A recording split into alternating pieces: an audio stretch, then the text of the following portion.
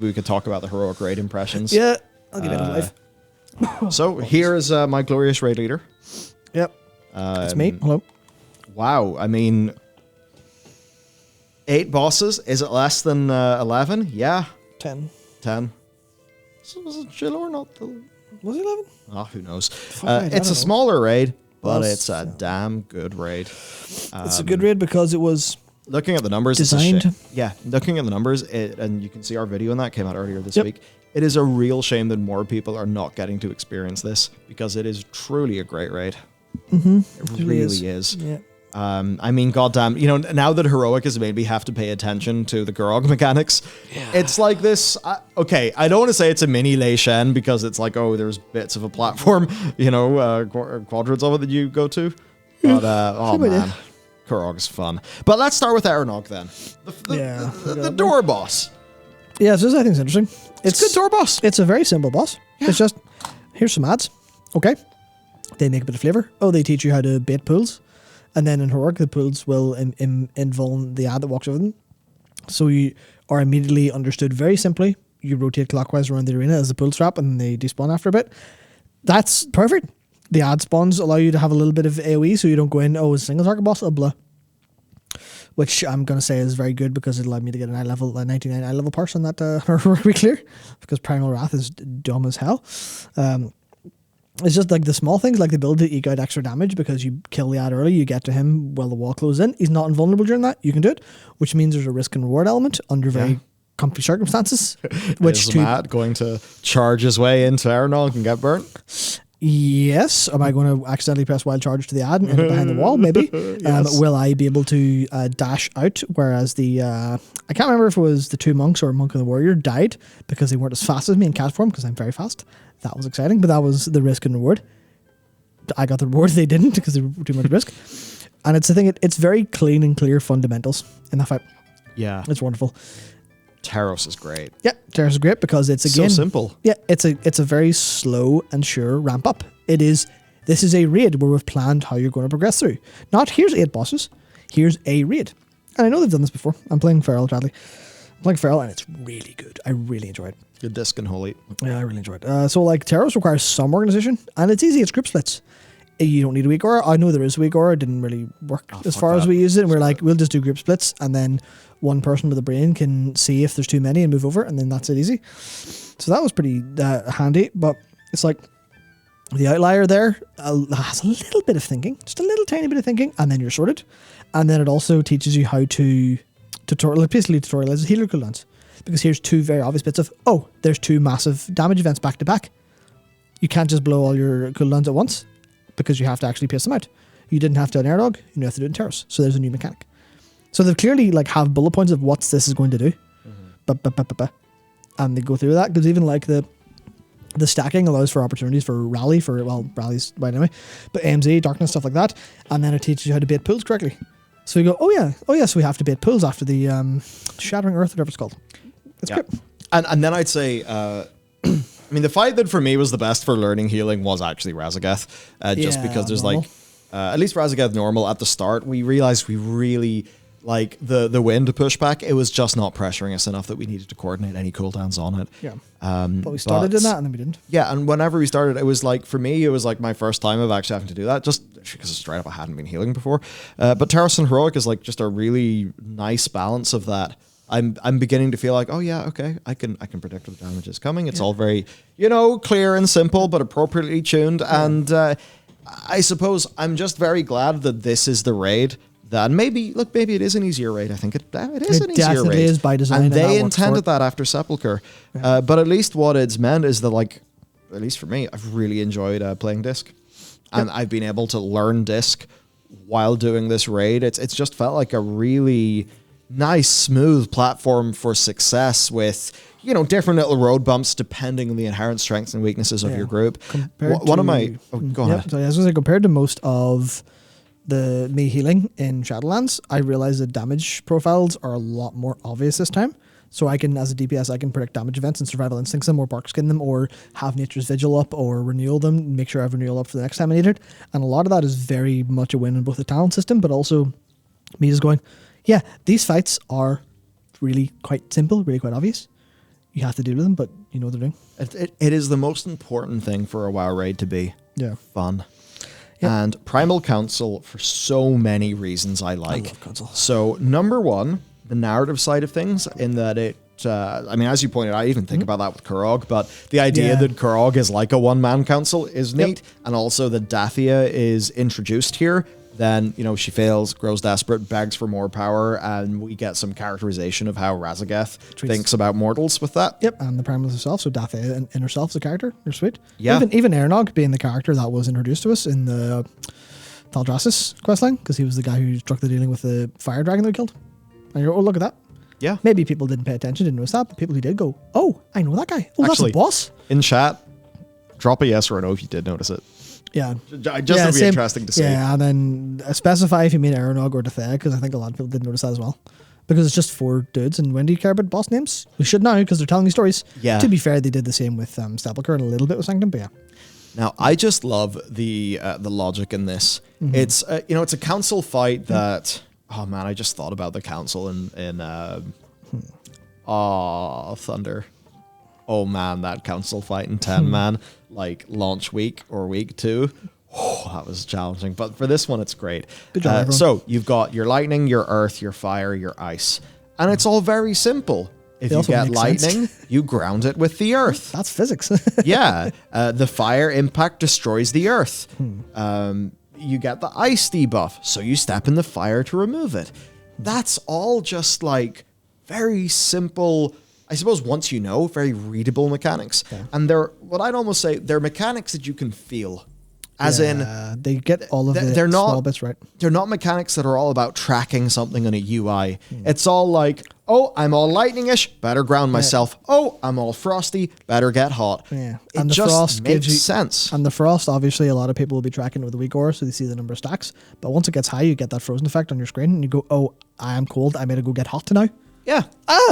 What? You're cold. Warm up. It's easy, like. And it's a nice example of like sort of dynamic chaos. Yeah. Of just they have all these mechanics and they just fit together nicely. Yeah, and it's like that fight is not heavy on positioning at all. Yeah. Terros, very heavy positioning. Council, you don't need to position that hard. You do need to position decently enough to make sure you get the earth and pillars roughly together. But it's not, they don't do that much damage for you to worry about that. And you need to position spread so you get the marks. But the thing is, you can deal with the marks. We'll get back to that a little bit later. Sennarth. Sennarth is... I love Sennarth. Sennarth Sennarth is slightly underdeveloped, but I completely understand why. Because it's a proof of concept that a moving boss with slippy, slidey things work. It's asking a few more things from players, I think, in a game where... I always remember when you were working on how to kill monsters and influence people and doing mythic raiding, and you would just be screaming to me when you came over, like, why are people who are in mythic and Taurus not able to play Frogger? Yeah. So I think because of your man... Yeah, King Groth, yeah. So... It's dodgeball, what? Sennarth then, there's that movement. But, oh, man. First of all, it just feels dynamic. Obviously, it's not scripted, but, like, it just feels cool the way you're... I didn't mean to say that. I haven't. Sorry, Kaggar. I have a cool written there as well. Great, we're both as embarrassing. Just like the way that you're kind of moving through the boss area is cool. Neat in the same way that it was really neat with the crab in Sopho, Halondrus, and also physicality. Avatar. Physicality, and that's one of the things in FF14 I've liked, a great physicality to the fights, especially those alliance raids that I've done. Yeah, some of the ones with like a lot of movement, even though a lot of them do have the issue of this is just a platform, but they make the platform change visually and stuff a lot. Like I can't remember whatever the tree boss was in Asphodelsar. So I think she's cool. Then you stand in the sticky to avoid being pulled in and killed. Makes sense, but stand in the sticky too long and you get webbed. Yeah, so... And also, if you're a druid, you can shift to drop the webs at any time because it clears slows. Haha. Screw you. Yeah. But man... Tiger's Lust works as well. I just like Sennarth. Initially, like, everyone's really scared by it because of the movement and how it's different. But to be honest, half the time, I'm just thinking about, like, initial D and drifting. Yeah, it's fun. Especially when you jump. It's not important, but it's even just that, like, I stop moving... and I cast something, and there's just that little bit of I'm casting and I'm sliding. Yep. Which is like, again, not really mechanically that important, but it like is the fantasy of that fight feels really good. It just feels like more of an adventure instead of here's a bunch of buff and debuff tracking challenges in a row with swirlies for good measure. Yep. Which is like, I think that is a WoW raid at its worst. Whereas this raid is showing a lot of a WoW raid at its best. Yeah. And then we got Dathea, Dathia's who is another fantastic example. I could see why people have issues. For sure. I enjoy her movement from normal to heroic. It was good, yeah. Right, where in heroic they're obviously throwing in the ad packs up at the corners of the room. I enjoy it. It definitely it does spook you out a little bit. Certainly playing it as holy and not having the equivalent of being able to pop rapture and then just shield people for the 8 seconds or whatever it is of her cyclone, and not having that was a bit more scary, even though obviously holy does have nice parts of its kit, but when everyone's then spread out, so your sanctify is only going to hit 2 people and you feel a bit sad about that. Yeah, but that's intentional in the fight design. Yeah, it is. Everything in this fight design makes me think as a healer. Yeah. I really enjoy her. I think it's a really fun fight. It's the one that we have found. I would say Dathea, out of all the bosses up until Kurog, I think Dathea will be the most wipes. Dathea's still the hardest, yeah. Yeah, because we're actually pretty close on Kurog. Dathea, I think there's more whoopsies in Dathea, but now that we're used to Kurog, it's just a matter of I guess, can we heal enough? So a lot of that's on me to get better, of course. So Dathea is very easy raid organization wise. 2 groups, do it. But a lot of it is very personal responsibility. It's very, if you get hit by a crosswind, you're going to give someone mark, refresher, mark, and die. If you get hit by a crosswind, you might just die from the damage. If you get crosswinded into the boss when she's casting Cyclone, then you die. That is the entire fight. Is can you not make a mistake to everything being in the place? One minute I'm looking at a unit frame, the next minute I'm in the air. A microsecond later, I've hit a tornado and I'm now a big angel healing people and dead. Yeah, I mean, Bradley says my rear group needed an extra healer to help on the main platform. Yep, that's exactly it. Where our problem a lot of the time was deaths on the main platform, because we got the groups taking down the side platforms down pretty quick because we were smart enough to go, well, we have 2 DKs, 1 DK because our DK tank goes group 1 and mass grips and A-bombs, they're all in. Then I can press Primal Wrath and they all explode into a million pieces. And before we get 5 stacks of the debuff, then the second platform go up with another DK. They specifically talent into A-bomb limb. Sure, it's a bit of a personal loss, but it means we get that AoE damage down, and we're back in the platform for Giga boss damage. So we can take her in 3 platforms now instead of 4 or almost having to do 5. And the prospect of solo healing that, I'd have to, the 12-minute cooldown holy word. Yep. I think I'd probably have to use that. Then I'd use whatever the instant thing is, and I guess then I just scream of have a renew. But I suppose it's the thing of gives you preparation. Yeah, that's the other thing, Creep and Death, where we have a lot of AoE CC in our group, so we were able to split up and go, okay, well, we'll time these. I had incap and stuff, so it's there's a leg sweep, okay, there's a Shadow Fury, there's another leg sweep, there's an incap. We can keep them interrupted largely.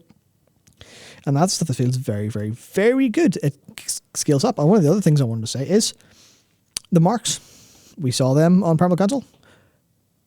Who cast them? Dathea.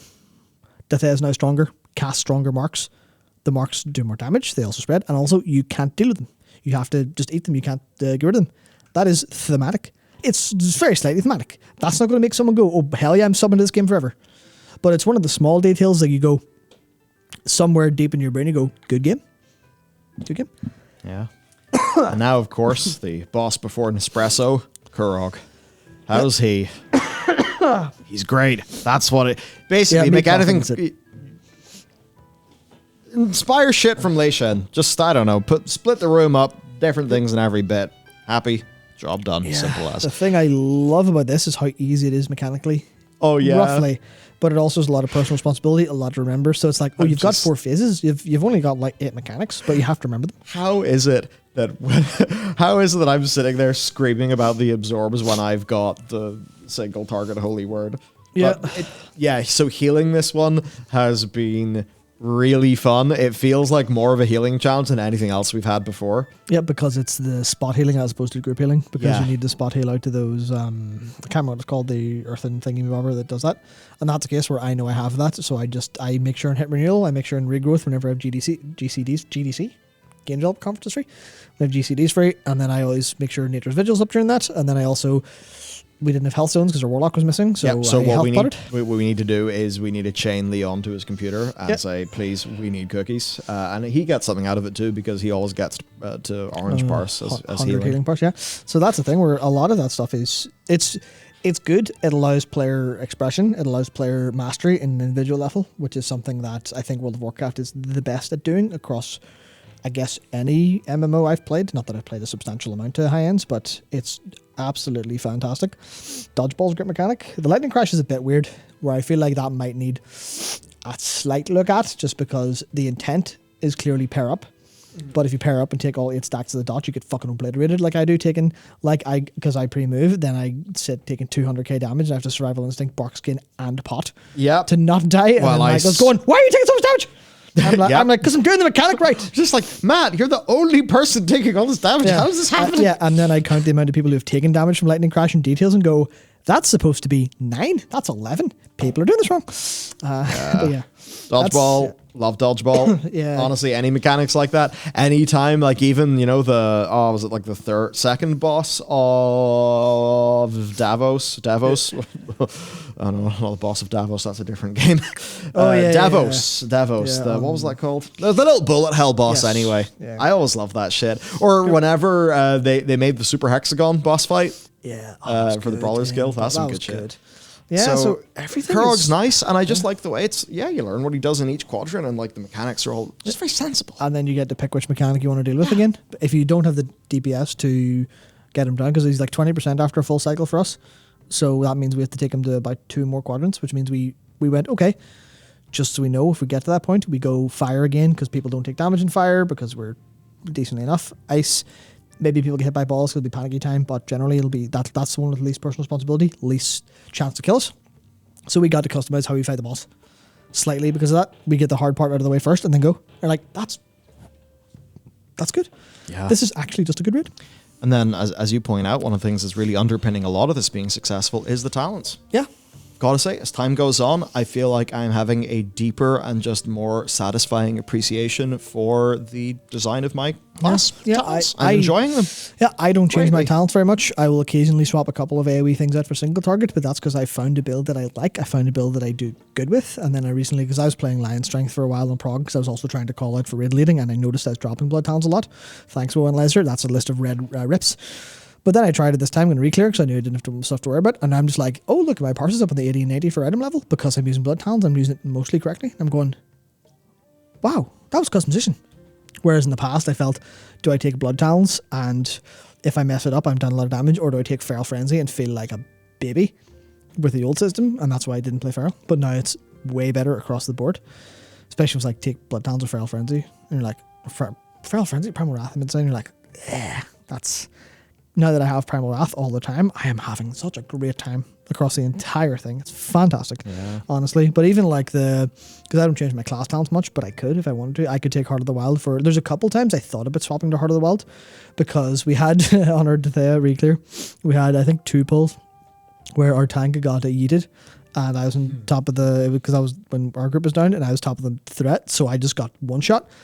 I think like the 3rd or 2nd pull that happened, I hit bear form and survived like 2 autos, and I was like, I am a living god. And I was like, I could just like Heart of the Wild next time and just tank it forever. But then I went, nah, I'll not do that. I'll just assume mistakes won't happen again. And I'm like, I can do that. That's incredible. I can play this. And then same with like defensive usage. It feels so much more intentional than ever before. But that's because I used to play Paladin and I was just like, lol. I press button, it's fine. Good. That's the thing. It's a huge W for the encounter designer team. I can't say that enough for the heroic perspective. When I've often thought they've put all their eggs into the mythic basket, this time they've went, we're going to make this a good thematic raid. We're going to have individual bosses test individual things. We're going to pull them together at the end because Razageth does a lot of mechanics that you saw before. And you go, oh, yeah.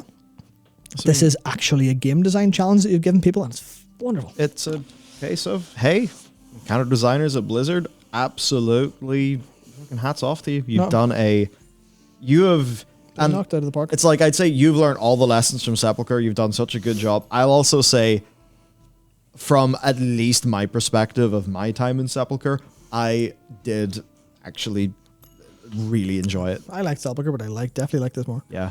Broodkeeper Heroic, Broodkeeper Heroic might be a different story. Razageth Heroic might be a little bit too complicated because that might be like a mythic tier boss, like a mythic 0.5, which I'm excited for, but it might be a bit hard. I'm raring to go for that. I thought the Razageth normal was a really fantastic fight. It's real skills good. I mean, up good. there with Anduin. Yep, definitely. Because like, hey, Anduin, I think Jailer was fine for what it was, but for me, Anduin was the real, the real star of Sepulchre. As a fight. So it's fantastic. I've, at least for my part, I did switch Holy after just realizing, like, I enjoy Disc more, but maybe I want to be able to do Holy just in case I need to go to the better performing thing. And I had a little thing where I thought, oh, let's go in sub creation and see how things are. Maybe we'll do that next stream because it is 3 hours. I've got to drive and you're sick and sleepy. Yep. But hey, it's great. It's great. It's so nice having this radically more healthy, joyous relationship with the game. And it's even small things like not feeling like I've got to get my Unity. Yep. Get your Lariat. Yeah. Okay. It's not as big a deal. I should do that. It's not a big a deal. But even I think in terms of gear, I think it's balanced really well. Because we found a lot of struggle in Dathea, and I guess across all three raids, when we did them was just, we should just go M+. We should go M+ and not gear this. We have not felt that once. Our, maybe there's a little bit of more skill differential because you can utilize your talents more effectively now, without having to go get different legendaries, so you can specify your build better. But I find our players are parsing way higher than they ever used to, both in general and in eye level. And we're like the highest eye level in our group is 400. Everyone is 390 to 394 largely. I'm 394. Yeah, or I'm probably 395 now. And that shows how far we are behind getting actual heroic gear because that's over 400. Yeah. So when we're having a good time, so we're able to actually complete it without too much challenge, without over gearing it as well. I think it turns out one of the best ways to do good in WoW is to be intrinsically motivated and to have a lot of fun, to really just enjoy the raid for the sake of raiding. I love that. It's like even re-clears are so fun. It's great. Yeah, even because I just generally like playing the game a little bit more. And I like the class designs a lot more. Like me playing monk to level it, I was like, okay, I'm gonna play this monk when I'm leveling with the intent of being able to play the actual game properly. So I'm gonna practice my openers and elite mobs and stuff. I'm gonna make sure and stick to my rotation instead of just hammering buttons like I would sometimes do leveling. I was like, I feel like I'm actually motivated to play this game and play this monk at 70. Like, that's new. Yeah, roughly. I haven't felt that properly since Legion.